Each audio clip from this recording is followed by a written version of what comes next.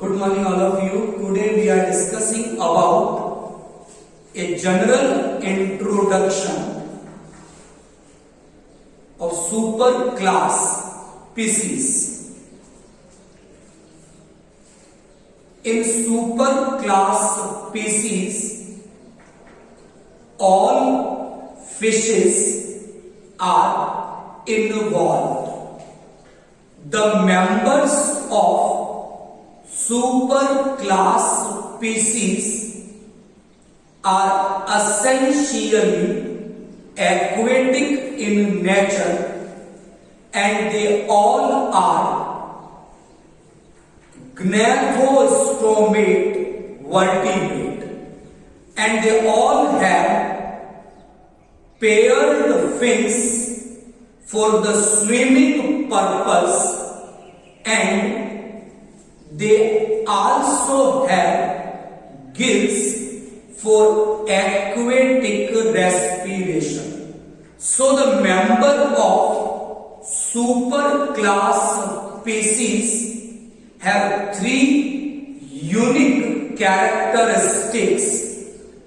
The first characteristic of superclass species is they are essentially aquatic in nature. The second unique characteristic of superclass species is they have paired fins for the purpose of swimming. And third and last one unique characteristic of superclass species is gills for the aquatic mode of respiration. During the Devonian period of Paleozoic era, the species are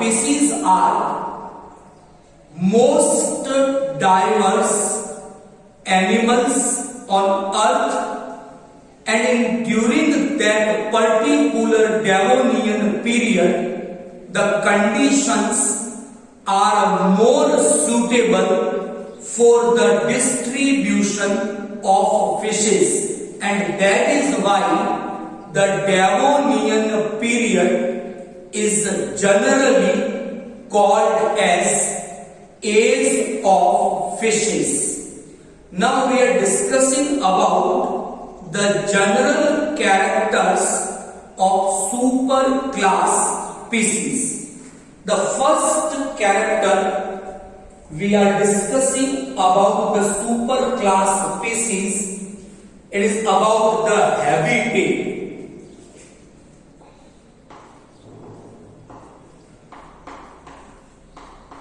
All the members of superclass species are essentially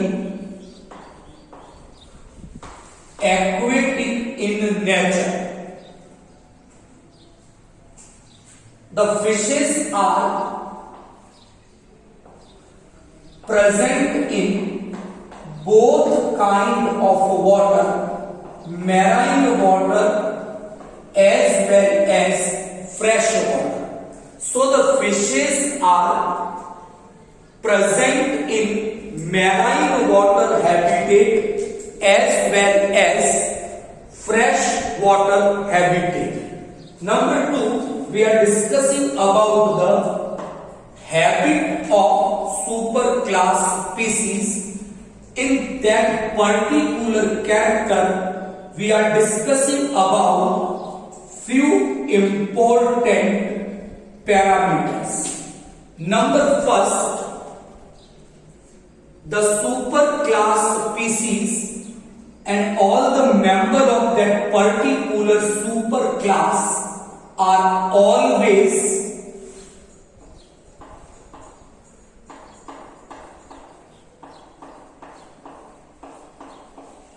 poikilotherm, means the fishes are unable to maintain their body temperature. So the body temperature of fishes fluctuate with changing environmental temperature. So the fishes are poikilotherm animals. Previously they are considered as cold blooded vertebrate or animals. Second parameter, the member of superclass species may be oviparous or ovoviviparous. There are both kind of fishes are present. Most of oviparous fishes in nature and few are belong to category ovoviviparous. The third parameter of superclass species is the members of superclass species are always reproduce by sexual reproduction, but they have direct mode of development. So in the life cycle of a fish, there is an absence of any larval stage. So in a life cycle of a fish, only embryo and adult, two stages are present.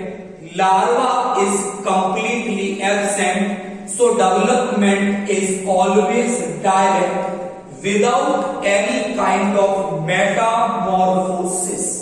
Now, we are discussing after the habitat and habit about the morphology. When we observe a fish morphologically, we observe three distinct parts of body. The anterior part of body is head. A well-developed differentiated trunk is present, and finally a tail is present. So in fishes, the body is clearly differentiated into three distinct regions: head, trunk and tail, but a true neck is not present in fishes. Now next character, in fishes 5 to 7 pair of pharyngeal gill slits are present, which is the fundamental chordate character. But the number of pharyngeal gill slits limited to only 5 to 7 pair. Those pharyngeal gill slits may be covered with operculum or may be without covered by operculum. Next property of superclass species is presence of a exoskeleton. All fishes have a protective exoskeleton, and that particular protective exoskeleton are formed by dermal scales. The superclass species is only vertebrates. They have dermal scales in their skin and they form exoskeleton. A variety of dermal scales are present in the member of superclass species. They are described as placoid, cycloid, ctenoid and ganoid scales. Next property of superclass species is endoskeleton. In superclass species, a true mesodermal derived endoskeleton is present. That particular endoskeleton may be in the form of bones or in the form of cartilage. So they have two different kind of endoskeleton. Few fishes have a bony endoskeleton and few fishes have a cartilaginous endoskeleton. Next property of superclass species is their excretory system or excretion. The member of superclass species have a mesonephric type of functional kidney. In embryonic condition, they have a protonephric kidney, but in adult, the fishes have a functional mesonephric kidney, and the fishes are maybe ammonotelic as well as ureotelic. Few fishes excrete the excretory product in the form of ammonia, and there are few fishes and they excrete the excretory product in the form of urea. So the fishes may be ammonotelic as well as ureotelic. Next we are discussing about the respiration process. In fishes, true gills are present for the respiration purpose. These gills participate in gases exchange and work as a main respiratory organ. In few fishes, there are few accessory respiratory organs are also present, and the main important respiratory organ is air sac or swim bladder. In few fishes, that swim bladder or air sac also participate in respiration.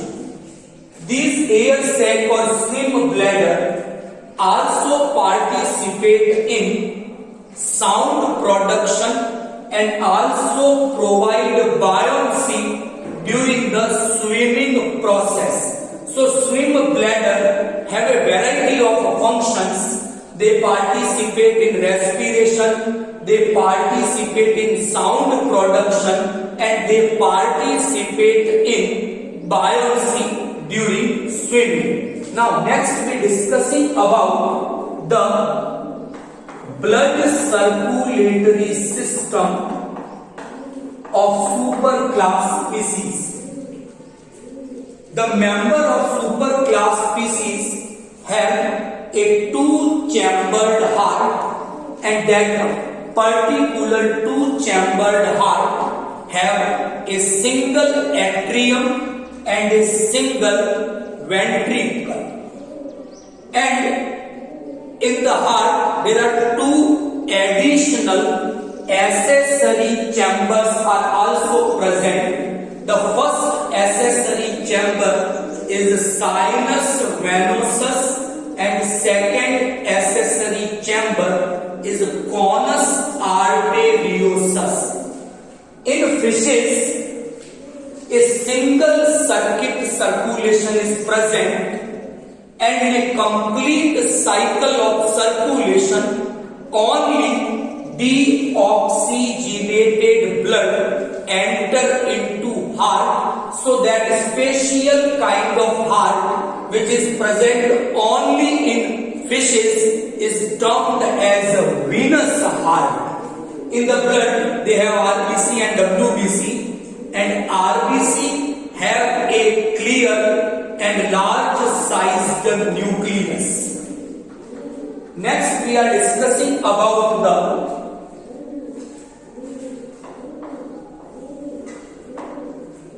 brain of superclass species. They are the member of crania. So dorsal hollow nerve cord differentiated into brain and spinal cord. They have a large sized brain which is enclosed by a endoskeleton or cranium. In the brain, the olfactory bulb or olfactory lobe are large in size, so the fishes are capable in a good sense of smell. So the brain of fishes is also called nose brain because they have a well developed olfactory lobe and a good sense of smell. From the brain, there are 10 pair of cranial nerves are developed in fishes. They have 10 pair of cranial nerves and they have a well developed brain. Next we are discussing about the gonads. In fishes, only sexual reproduction is present. Gonads are developed. Fertilization may be external or internal, and they all are anamnios because the developing embryo without any kind of extra embryonic membrane. During the development, there is no larval stage. The direct development is occur. Metamorphosis generally absent or a little metamorphosis is seen during the development of fishes. Next we are discussing about the sensory organ of superclass species. In the fishes, a spatial structure lateral line system is present. That particular lateral line system is responsible for balance, is responsible for temperature changes in external environment. So the presence of lateral line system is an important feature of superclass species. They have well developed eyes, but internal ear is present with 3 semicircular canals, but external ear or middle ear are completely absent in superclass species.